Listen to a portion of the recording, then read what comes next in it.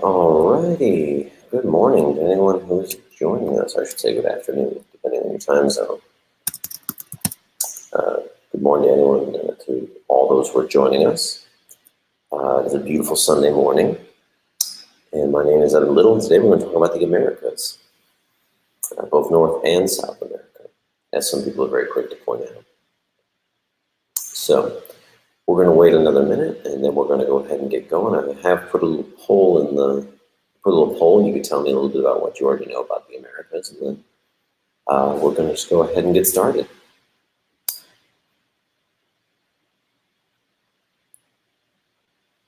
Now I'm going to try not to speak too loudly during this stream, just because I'm in an area with a heavy echo, and I know that might, if I speak louder, it might make it even harder to hear. So I'm going to hold off on the heavy speaking for now, and just speak softly. But if you're having trouble hearing me, please let me know, and I'll be happy to see if I can make some adjustments on the mic to make this possible.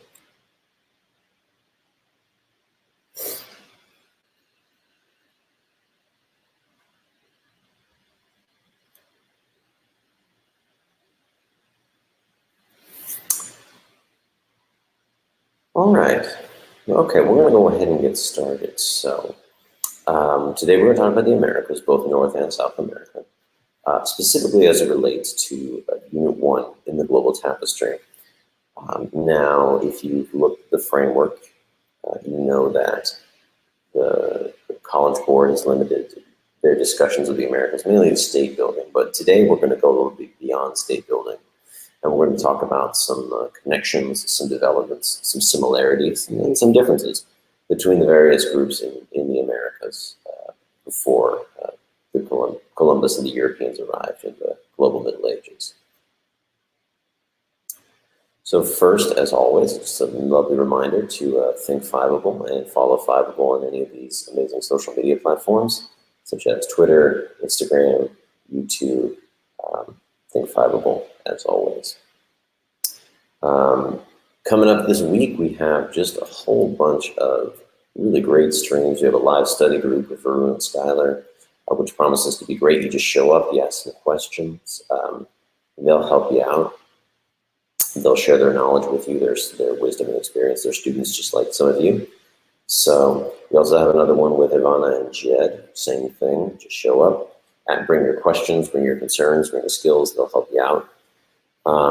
And then a little later this week, we have Comparing Labor Systems with Caroline, and she's going to talk about the various forms of labor and production that were going on in the global Middle Ages. And then even a little bit further this week, we have our amazing teacher, Allie, who's going to talk about analyzing medieval sources. And if you have trouble with documents, analyzing documents, this might be the stream for you. She's going to go over a lot of really important things that you need to consider when analyzing documents. So just be sure to catch those. I know I'm going to try to catch Allie's analyzing sources because it looks really helpful even for me as a teacher. I know I definitely want to catch that. So that's what's coming up this week. Today we're going to talk about the Americas, but we're going to talk about it through kind of the lens of comparing parts of the Americas to other parts of the Americas. So a big thing we're going to talk about is comparison, which is one of your historical reasoning skills, the historical processing skills that is required by the College Board. And then we're going to talk about how to think about it, how to approach it, and then we're going to talk about the Americas. And then we're going to take that skill of comparison, we're going to apply it to the Americas. And we'll do some writing practice as it relates to the Americas. So that's just a little outline of what we're going to do today. So let's go ahead and get started. I would encourage you, if you are at home and you want to take notes, there'll be quite a bit in here to write down if you feel like that would help. So if you need a piece of paper, now would be a good time to go ahead and grab it.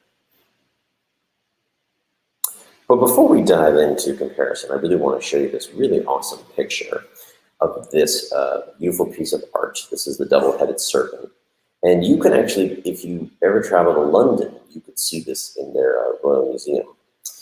This was a gift given by the leader of the Mexica, sometimes known as the Aztecs, to Hernando Cortez when he landed in the Gulf of Mexico in the 1500s. Now that's in the future, but this is just I think A, this is just a really cool piece of art, but B, we're going to use this art a little bit later to talk about the connections and the developments that occurred in the Americas during this time. So I want you to take a look at this, take it in, enjoy it, and we're going to come on back to this in just a bit, so hold on to it. But if you're like me and you really just admire the beautiful symmetry, right, the loops, the two-headed serpents, it's just very cool. Okay. But we're going to come back to this in a little bit, so just keep it in your mind for now. So first things first, let's really quick make sure we go over the thinking skill known as comparison. So this is one of your historical reasoning processes, and this is essentially taking two things and putting them side by side. And so you're going to see comparison in three parts of the AP exam. You may or may not see it in all three parts, but you'll definitely see it in one, if not more than three parts. And so you'll definitely see it in the multiple choice. There'll probably be at least one multiple choice question that asks you to compare two things. They might give you some stimulus and then they'll say, describe the similarities, or they might say identify the similarities. And then you might see another question that asks you to explain why these two things are different. This is not an uncommon thing to see with the stimulus-based questions. So here are two things, identify how they're different, and explain why they're different. This is a very common thing to see in the multiple choice questions. You might also see this in the short answer questions that you get when you do your SAQs. It might be asking you to compare a place to another place. You might be saying, oh, compare Europe at this time with Asia at this time. So it might be asking you to do a comparison in the sense that it will give you a stimulus about either something from Europe or something from Asia, and say something like, oh, why don't you compare these two things? And last but not least, you might get that you might choose to take your long essay question in the form of a comparison answer. Now, if you're familiar with the long essay question, you do get to choose your historical reasoning process. And you might choose to do a comparison, in which case you'd have to do the same thing as before, where you describe the similarities, you explain why those similarities are similar or those differences are different. But when you do the LEQ, you're actually taking this third step, which is you're explaining the relative historical significance by choosing pieces of evidence to put in your essay. And we're going to talk about that a little bit today. We'll get some evidence that you could specifically use in either, say, an SAQ or in an LEQ. So I'm going to give you some specific stuff you could address and use, both on a broad level, but also on a very narrow level. So describe, as always, is just kind of the what. A good way to think about these first two is that describe is the what, explain is the why. And of course, this relative historical significance, which is what you do automatically when you write an LEQ, is you're just explaining what's the most important part about this particular similarity or this particular difference. And when you provide your evidence, that's actually what you're doing.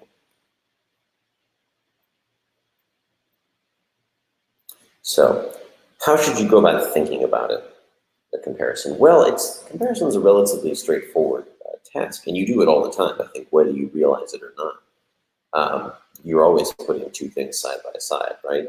Like apples and oranges. It's something we do a lot of times without even thinking about it, right? You put two things side by side, and that's a good way to visualize it. If you have to analyze two different things, just put them side by side, and then voila, you can automatically begin to see some differences. And so that's what a good way to think about it is, simply a side-by-side visual. So for example, this picture of an apple and this picture of an orange. If you look at that photo, you can probably right away identify some differences. You know, what are some differences? Anyone spot any differences between this apple on the left and this orange on the right?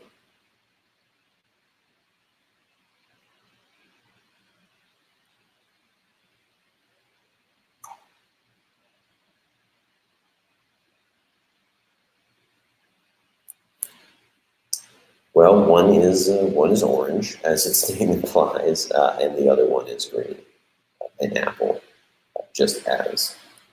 So on the surface, we have the colors being different. If you're a fruit lover, then you know that you can't really eat an orange peel, or you could, but it wouldn't taste very good.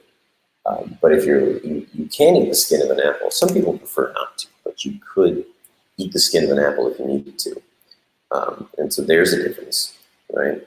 But on a similarity note, they both have sugars in them, and they're both classified as fruits. So we've got some similarities and some differences right there when talking about this fruit. And in the same way, even if you put two very similar looking religions or societies together, you may quickly find that in fact they have quite a few differences. And so that's a good way to think about it, is to put it side by side, where it can become a little more obvious what's similar and what's different. So juxtaposition is always a good way to do this. For those of you who are slightly more logically inclined or mathematically inclined, you can also think about it as a simple formulation. Think about it as two things, two events, two elements as A and B, right? If A is equal to B, then there's a similarity. If A is not equal to B, then there's a difference. Right, and of course you have to explain why. Why are these differences here? Why aren't they similar? Why are they different? But it's just a good way to think about it if you're a little more logically inclined or mathematically inclined. If A equals B, similarity. If A is not equal to B, then different, as it applies to developments, events, and other historical evidence. So, all right. Let's move forward. Are there any questions about the historical reasoning process of comparison before we keep going? Before we start talking about the Americas itself? Are there any questions about comparison?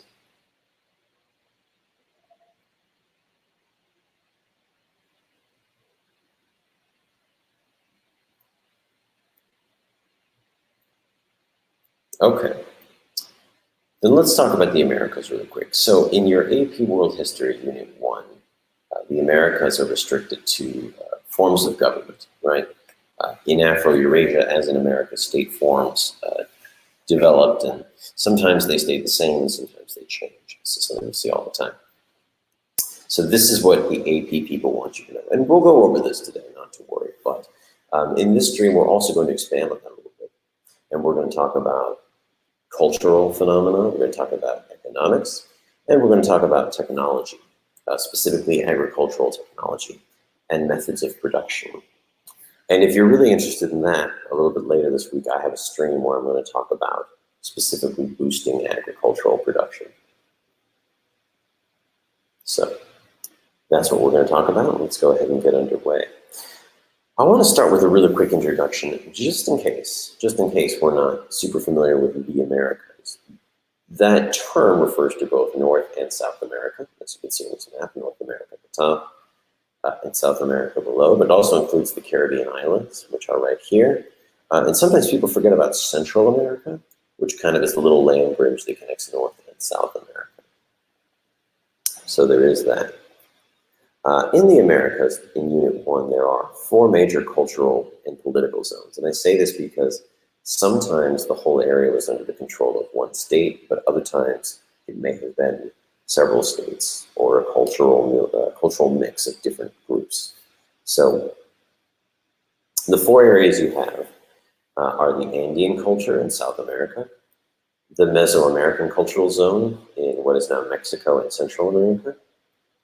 You have the Southwest culture, which is what today is northern Mexico and the United States. And you have the Mississippi culture, which kind of is centered around the Mississippi River in the eastern half of what would now be the United States.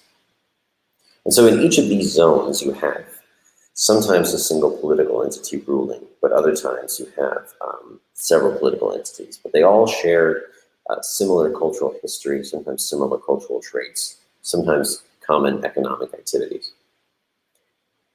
Outside of these zones, humans still lived. I don't want you to think that there weren't people living in the Americas, but outside of these zones, humans lived in much smaller groups where someone's culture might be limited to like your village, and then the next one over had a totally different culture. And so, for example, regions such as the Caribbean, the Great Plains of the United States, and the Pampas of what is now Argentina in the south, as well as in the Amazon rainforest, people still persisted and existed. They lived in hunter-gatherer societies or were nomadic, but there were definitely groups of people living in these areas. They just didn't form a large enough group to be what we would consider a cultural zone, just for the sake of studying the world. So, and again, when you want to talk about things that are similar and different, right? How are these groups living here different from these groups that are living here? It's something to think about as we kind of go through this. So if you got a pen and paper and you want to do a little writing down, we're going to just go over some vocabulary. We're going to talk about these later on, but I wanted to get the definition down so when I bring it up again, it's not super confusing. We're going to talk about how these words specifically could be used in comparing or contrasting societies in the Americas. So the very first word I have for you here is quipu. And this is actually a form of record keeping used by the Incas in South America. And it's not a writing. I know we think of record keeping and we might think of like the written word, but quipus are actually strings with knots in them, knots of different sizes, knots of different lengths apart. And these knots indicated a record of some sort. 2 knots meant something, 2 knots close together meant something, 2 knots far apart meant something. And so it's really interesting that we have this form of record keeping that isn't, in the traditional sense of the word, a written language or a written record. We also have something called the wadu, which is a kind of irrigation canal. And this was used by the Inca, where they had raised agricultural beds, and then they utilized irrigation in between them. And then we have something called the Carpanon, which is a road that, I should say it's not a single road. Much like the Silk Road, it is a super large network of roads that all connected the Inca Empire into one. And last but not least, we have another agricultural term called the chinampa. And it's a type of raised agricultural bed used in swamps by the Mexica people, again, sometimes known as the Aztec people. And so these words we're going to use as we go through this kind of presentation. And these could be potentially evidence if you're trying to make an argument for comparison or difference, if something that's the same or something that's different. These terms could be your evidence if you're trying to make a case.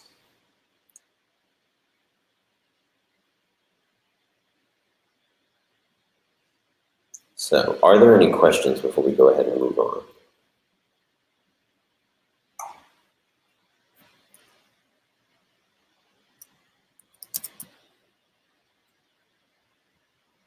Okay, then we're going to go ahead and keep going. So, real quick, I'm going to run over the three major cultural zones that we're going to mostly talk about today, just so you have an idea of what we're going over. We're going to quick run over them, just some fast facts for your information, so that you got some info. So, really quick, we're going to first talk about a group called the Cahokia, also sometimes known as the Mississippi culture. And these were a series of towns and settlements, the largest of which was called Cahokia, which is sometimes why it's called, the whole thing is called Cahokia. And they were all along the Mississippi River in what's now the eastern United States, in Missouri, Illinois, Arkansas. And this wasn't really a centralized state like we would think of, but actually it was more a confederation of tribes. And Cahokia, which is an artist depiction right here, is the largest of these cities. And it was primarily a religious center. It wasn't so much a town where people lived in 24/7, but it was a religious center, and it did have a population of 10,000. Um, and if you'd like to know more about the Cahokia, I did include an article in the resources for this particular stream that gives you kind of a nice overview of the Cahokia and who they were and a little bit about their culture. We don't know a lot, and when I say we, the archaeologists don't actually know that much. A lot of it has been lost to time because the Cahokia had disappeared before even the Europeans arrived.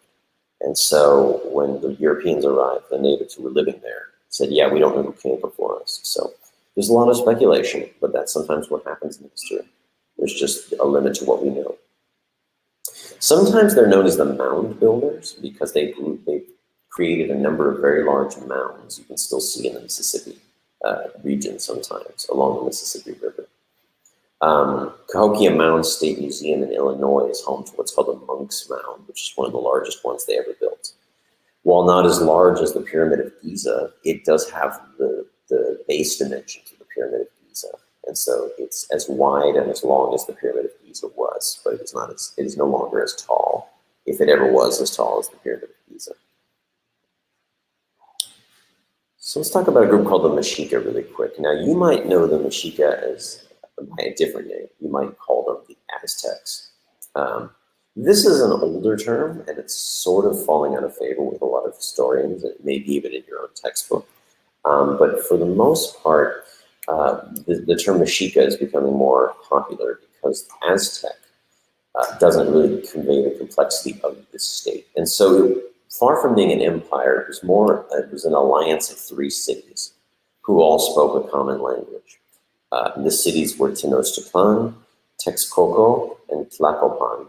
And these cities were all Nahuatl speaking, and they were in an alliance together. However, Tenochtitlan, which is where the Mexica are from, was the largest of all these cities. And so it very quickly became the dominant one among this alliance of 3 cities. And by the way, does anybody notice a similarity between the word Mexica and another word we use today when describing a part of the world?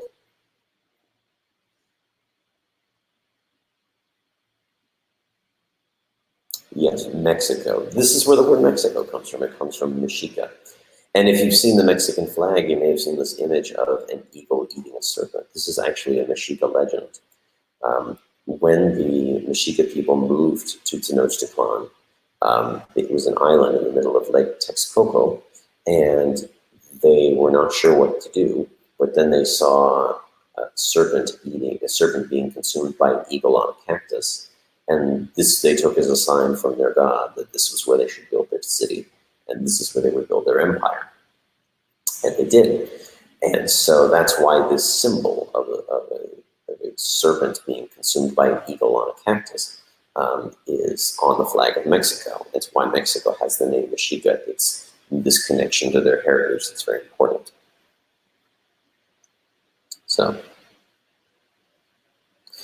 then we're going to talk about a group called the Inca, who lived along the Andes Mountains. Now, you see this map right here. This is actually the extent of the Inca Empire. You'll notice that it is completely along the spine of South America.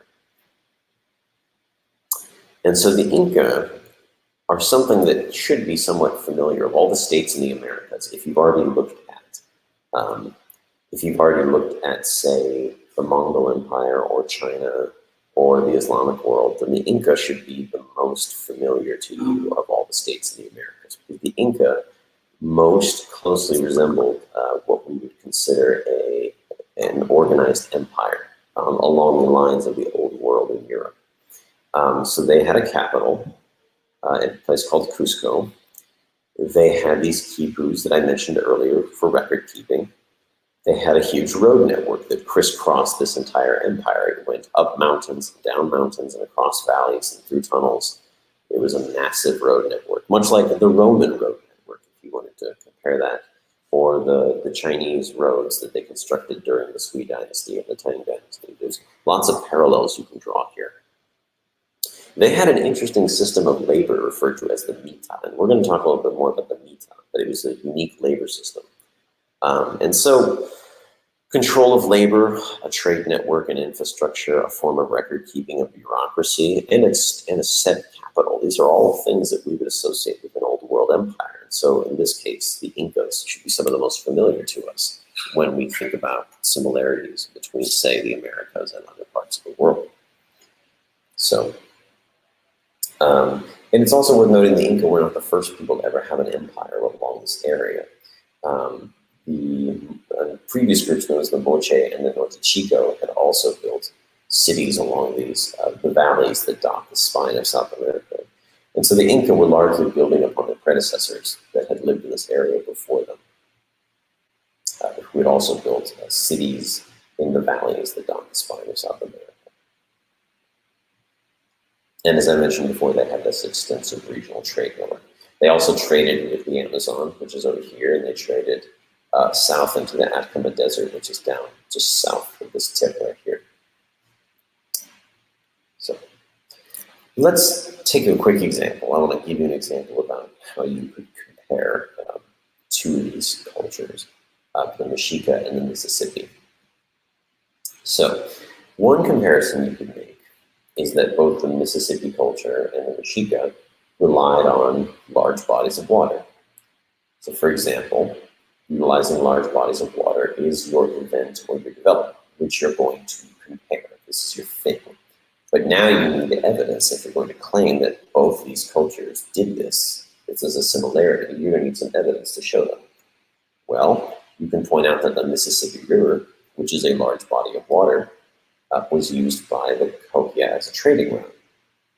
And you can also point out that the Lake Texcoco, where the Mexica had their capital, is also where they had a lot of their agriculture in the form of the chinampas, which I mentioned earlier.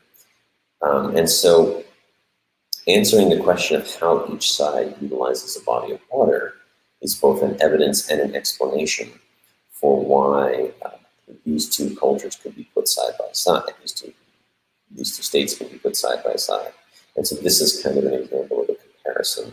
Maybe something you might see on an SAQ asking you, how did American societies interact with their environment, perhaps? That's just one possibility.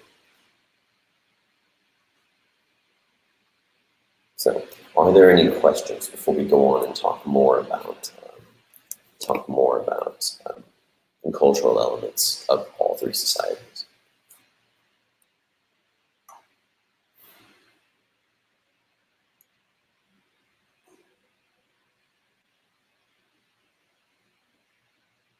Okay, then we're going to go ahead and just keep moving. So one of the first things you'll notice if you look at the Mexica, the Cahokia, the Incas, and the Mayans is that they do share quite a bit in the way of religious similarities. So for example, almost every single one of them has a sun deity. So the Mexica have a sun deity known as Huitzilopochtli. The Inca have a sun god named Inti, who is the chief god, the number one god. Not so for the Mexica, but yes, so for the Inca. And even though we don't know much about the Cahokia, we do know that their ruler was referred to as the Great Sun. And so even though that's not a divine term, that definitely indicates the sun was very important to the Cahokia people. We also notice that there's some similarity in deities that resemble food, such as Zinteatu, which was a Mexica deity who was literally had corn coming out of the top of their head, and according to some versions of the story, made humans by taking them out of a husk of corn. And we're going to talk about why corn or maize is so important in just a second, but it's interesting. You also have Yomcax, which was the Mayan deity of a very similar nature, also made of corn or had corn coming out of their head, and also created humans by taking them out of a husk of corn. And so corn or maize plays a really big role in the religions of both of these places. You also have something called bloodletting. And you might know this word a little better as like human sacrifice, but not every culture required human sacrifice all the time. It's really important to make this distinction. The Aztecs did do a lot of human sacrificing, but they also did what we might call a partial sacrifice. where they simply like cut open their hand and spilled some blood on the ground. So that would be called bloodletting. Now, if you die over the course of doing that, that would be like total bloodletting. So that would kill you. That would not be a fun thing. But for the Mexica and for the Maya in particular, bloodletting was really important because in their mythologies, the gods had given up their blood to create the earth, and therefore it's only natural that humans now have to give up their blood to continue the earth. This is why the Aztecs, or sorry, the Mexica had such a history of human sacrifice. It's why they're so well known for it. It's why they did it on such a grand scale, because it was an incredibly important part of their religion. And the Mayans also did this on a very grand scale. Now, just in case you thought it was only the Inca or the Mexica and the Maya, there is evidence that both the Cahokia, that is the Mississippi, and the Inca also practiced human sacrifice or bloodletting, but to a much smaller degree than was done in the Mexica states, the Mexica state or in the Mayan city-states. So it's interesting that there is a degree of bloodletting across all of these cultures. Sometimes it's very intense, sometimes it's not particularly intense. But this idea that human blood needs to be spilled for the good of the gods is a very important and interesting similarity across all of these, if you ask me. And so I showed you this photo right here. This is the Mexican maize god, Zinteacu. And then up here is kind of a European depiction of an Inca person worshiping at the sun temple of Inti. So these are just two depictions of some of the deities. We also have a lot of architectural similarities across the Americas, and it's mainly in the form of big temples, big triangle-shaped temples. For example, the Great Temple of the Mexica, which is in Mexico City, which is no longer standing, although you can still see the foundations if you go to Mexico City. Large, massive, pyramid-shaped temple. The same thing at Sacsayhuaman in the old Inca capital of Cusco. It was also a gigantic pyramid-shaped temple. And the Monk's Mound, which you can find in Illinois, the Cahokia Monk's Mound Museum. It's interesting that all the major cultures had pyramid-shaped temples. There's a lot of similarities there. It speaks to the possibility of some religious diffusion, perhaps, although there's no solid evidence that anybody from the Mexica ever came up to the Cahokia lands and said, hey, build your temple in this shape like we did. It is an interesting coincidence in comparison. So something to think about is all these architectural similarities across these states in the Americas. There's also differences in administration.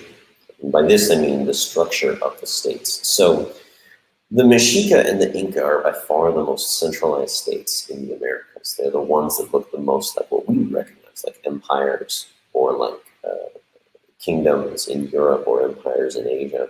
So these are the big centralized states.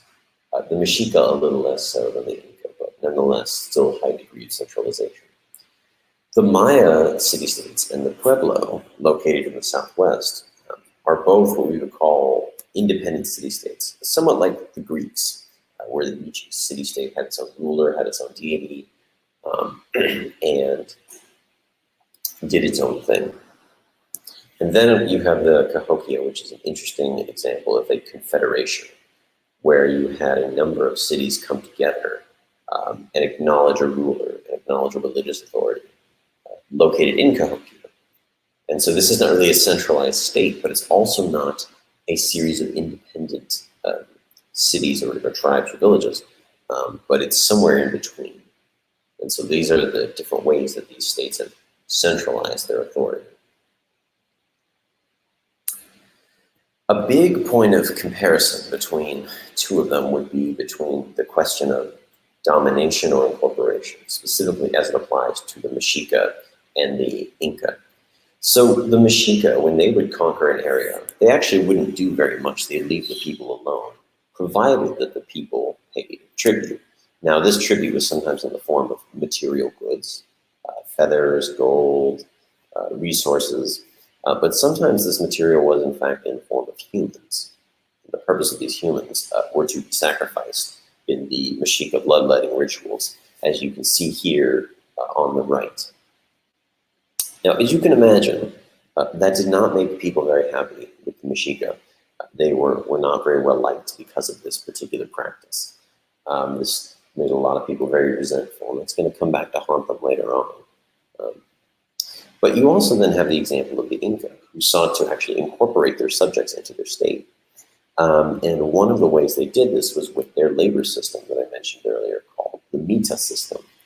And I want to take a second and explain that the mita system is a form of labor. It's a form of taxation, actually, in the form of labor. And so essentially every male between the ages of 15 and 50 would be required to do a set number of days of labor for the state, whatever the state needed you to work on. You'd leave your village, you'd take some food, and you would go work for the state for a couple of, I believe, anywhere from 5 to 15 days, doing whatever they needed you to do. And this allowed them, of course, to build such a highly complicated society, such as, for example, the Carpanan, which is that road system I mentioned earlier, was largely built on the labor of the mita system. And so when we think about state building practices, there is kind of this question of do you dominate your subjects, demand tribute, keep them under your thumb, use fear, human sacrifice and fear to keep them in line, or do you try to bring them in to your empire, and do you try to use them and have them better your state or society? It's an interesting question when we compare the Mexica and the Inca side by side as these two different approaches to state building and statecraft. Then we have some agricultural technology. So every major society in the Americas had some form of major agricultural technology. As I mentioned, the Inca had the waru, which is a kind of a raised bed, and it allowed water to run in between it. But the Inca, because they lived in the Andes mountains, also practiced a lot of terracing. And if you're familiar with terracing, that's where you farm the side of a mountain by creating room to grow food there. And this was very important for the Inca because much of their territory was located on mountains. China also practiced a great deal of terracing. Southern China in particular practiced a good deal of terracing at this time as well. So it's not just the Inca, but the Inca were well known in the Americas for practicing terracing. In the Mexica area, we have the Chinampas. Now, if you recall, the Inca capital was, or the Mexica capital was located on Lake Texcoco. And in Lake Texcoco, they built up these islands. They dredged dirt from the bottom of the lake and created these artificial islands. In dredging all of that dirt, they brought up a rich sediment that was really great for farming. And so you had these islands on the lake that you could row to. And this is a picture of the Chinampa in the early 1900s. There were still many Chinampas in the area around Mexico City. There are not as many today. Mexico City is a massive, huge metropolis, so there's not a lot of room for these anymore. But you can still see them in some places, really far outside of Mexico City. The Maya, interestingly enough, living in where they did on the Yucatan Peninsula in Mesoamerica, did not have access to very many bodies of fresh water. And so I've included a video that goes into much more detail about this. But the Maya had a very intricate system for controlling and capturing water. And this was critical because they didn't have any easily available fresh sources of water, like a lake or a river. And the rivers and lakes they had were very small. So it was critical that they have easy access to a supply of fresh water. And so one of the things that all of these places had in common in the Americas was that they adapted to their environment. They adapted their agricultural technologies to their environments, and this is very important. And so you can draw comparisons between these similarities, connecting their agricultural production to their environment, but maybe discuss how it's different in terms of what they have to do based on their location.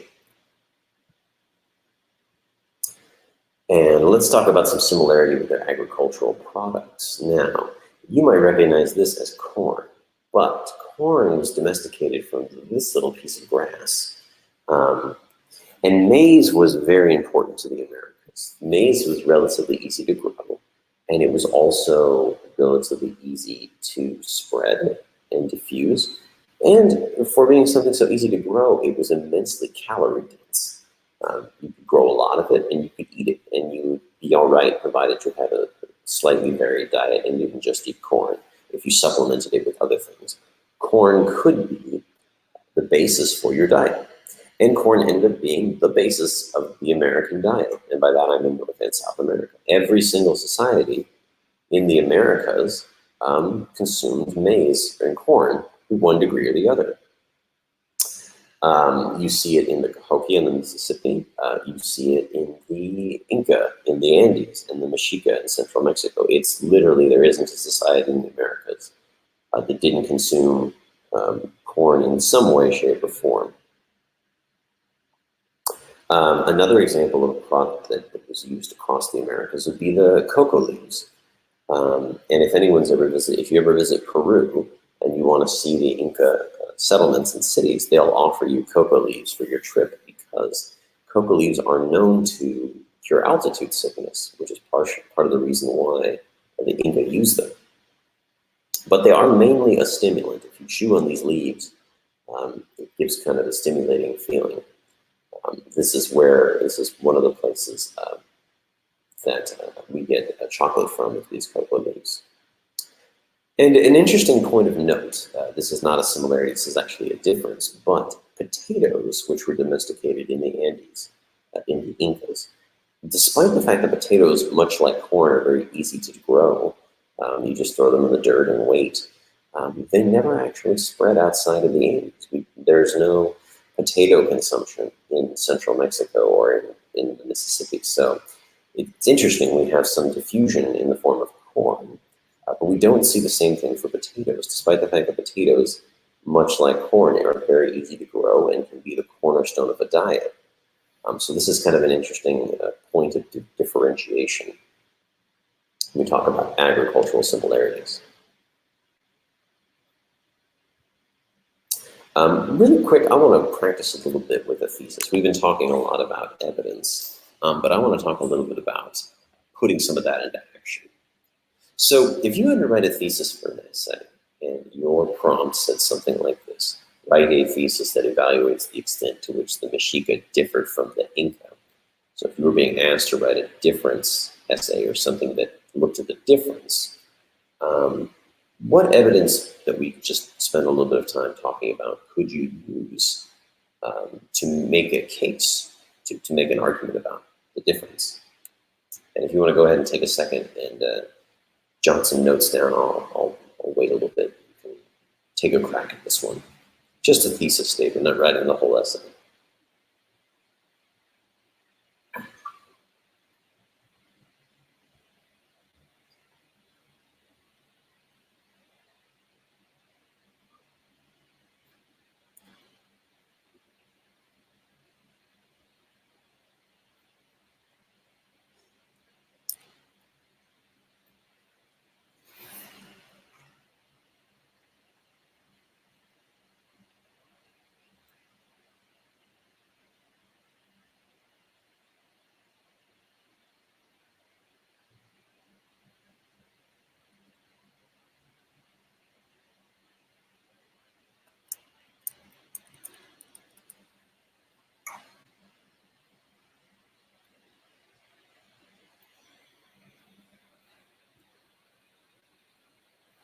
All right, so a couple things you could talk about when discussing similarities between, say, the Inca or the Mexica.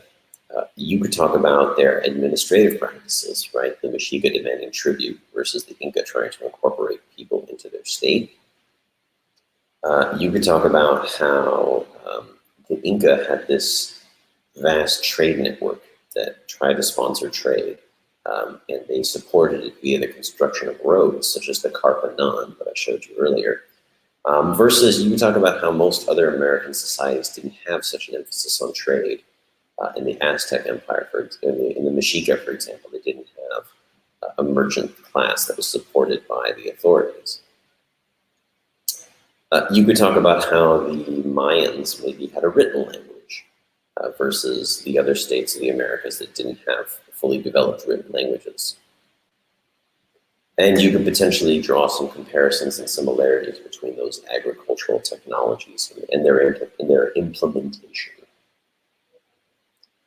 So these are some of the things you could have drawn parallels with. I'm sure you could think of others, but let's really quick get a practice thesis up here.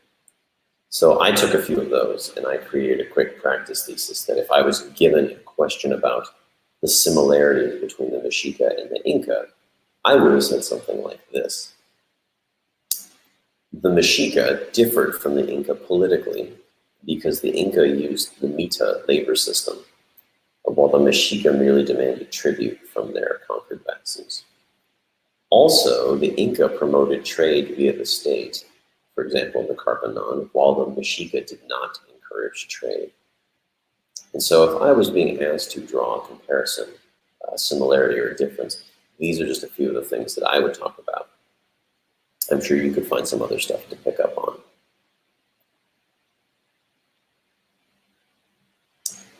Now I kind of want to start wrapping this up a little bit with a discussion about something called the American Silk Road. Now this is a term that isn't explicitly said by the historian Robert Strayer, but kind of inspired me because if you use Ways of the World by Robert Strayer as your textbook, he talks about how while the Silk Road gets a lot of praise and attention and looks cool because it's well documented, extensive, whole chapters about it.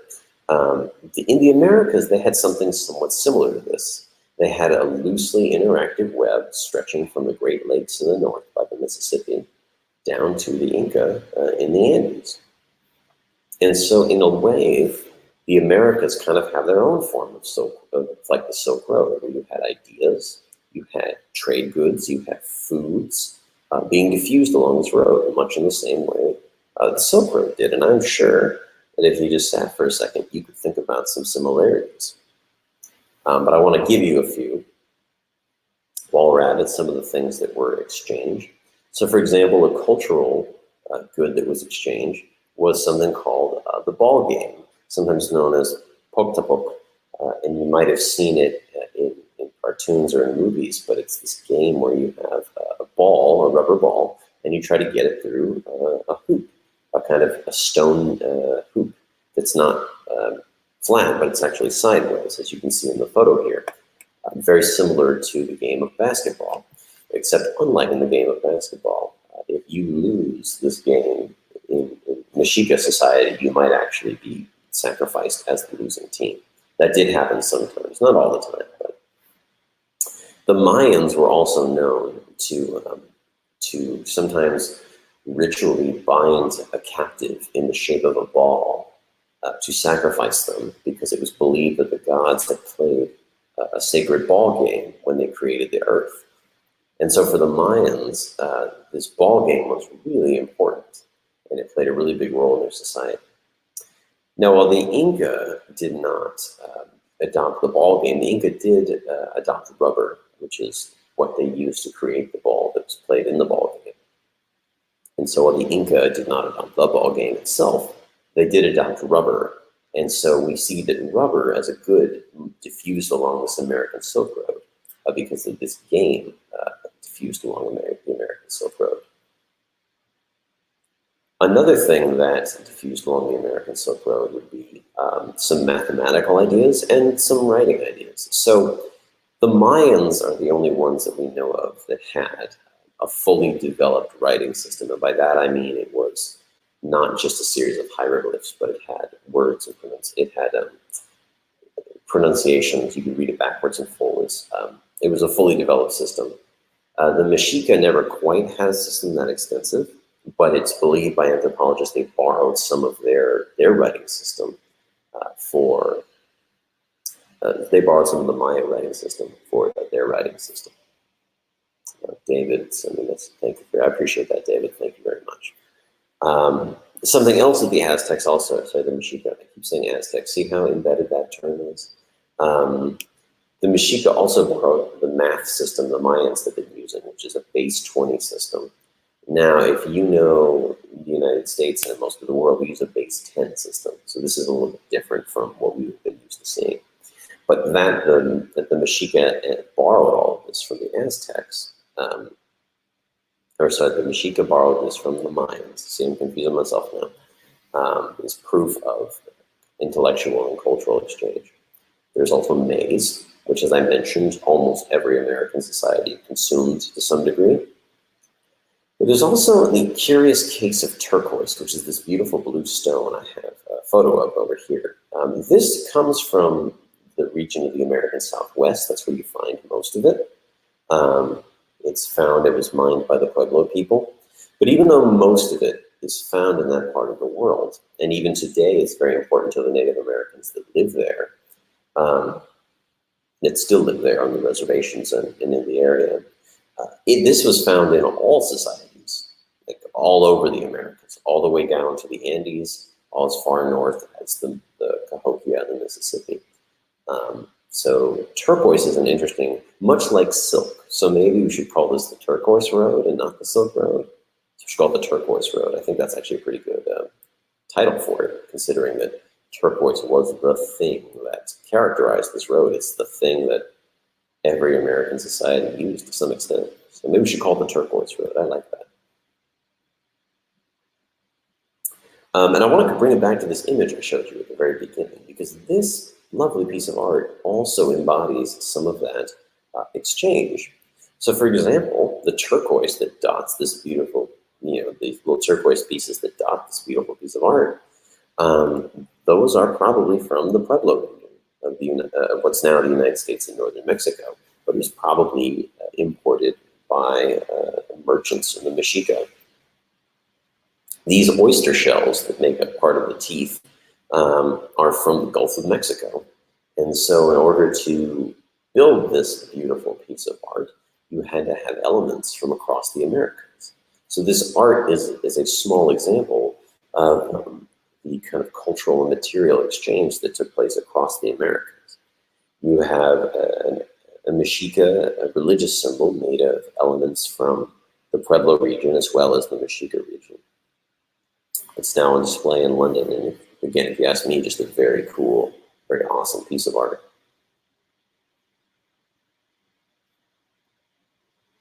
But there were some limits, and I want to bring these up because I don't want to necessarily give the impression that this turquoise road was exactly the same as the Silk Road in Eurasia. So there are some differences. Robert Strayer points out that there was actually more exchange within a region than there was actually exchange across a region.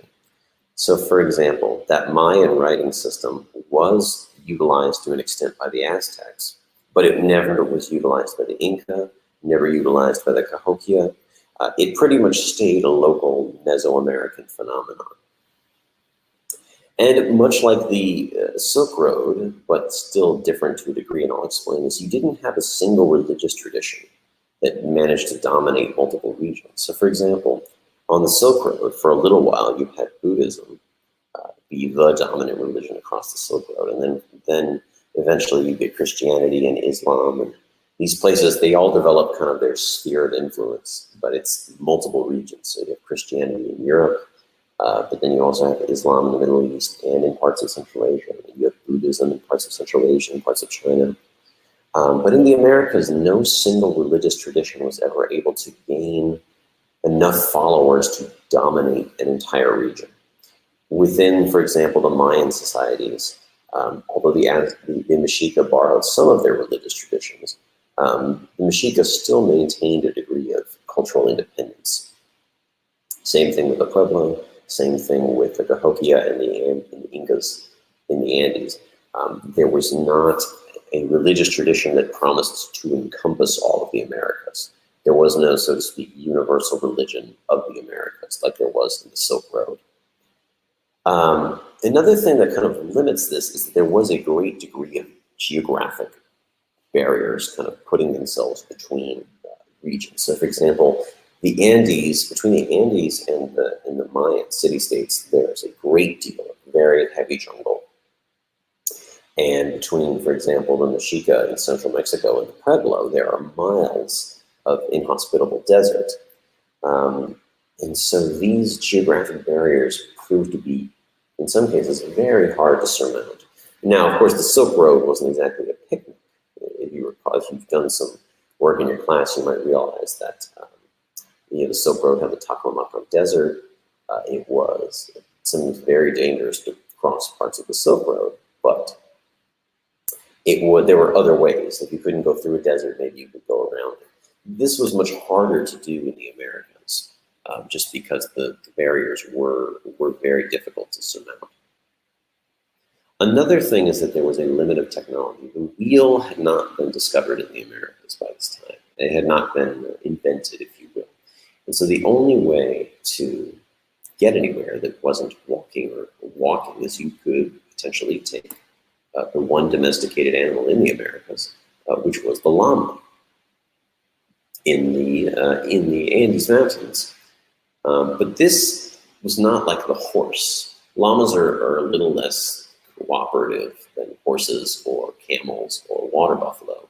They did allow the Inca to trade effectively within their own region, but it was hard to go across regions. And llamas never were domesticated outside of the Andes. Llamas never spread to like the Maya, and llamas never spread to the Aztecs. They are a very geographically limited animal. So again, there were just a lot of limits on the Turquoise Road. And I bring these up because when you're writing an essay, when you're writing your LEQ, or maybe you're writing your EQ, you can bring up these limits as a way to describe a level of nuance. This is part of your complexity point. And when we do more streams about the DBQ, they'll go more into what makes a complexity point. But one of the things that can really get like a killer complexity point is if you point out nuance. And some nuance might be saying that, hey, yeah, the Americas had this trade network very similar to the Silk Road, but it wasn't exactly like the Silk Road. It was a little different, right? And these are some of the ways it was different. So something to think about. So I have this SAQ question. It's a practice SAQ, and it's asking how the Mita system in the Aztec or in the Inca Empire was similar to like European serfdom before the 1400s. And so comparing this labor system to this other labor system, there's some things to think about, like both of these labor systems were run by the government, although different types of governments, right? Feudal lords versus a centralized empire. They utilized labor for state projects. Feudal lords would demand that peasants build castles for them, and the Inca used the labor for the carpenter. And of course, this is not free labor. These are forms of what we would call coerced labor or forced labor. Although maybe not all the time, it was free sometimes. And so this is the answer that I might provide. You go ahead and have a look at that.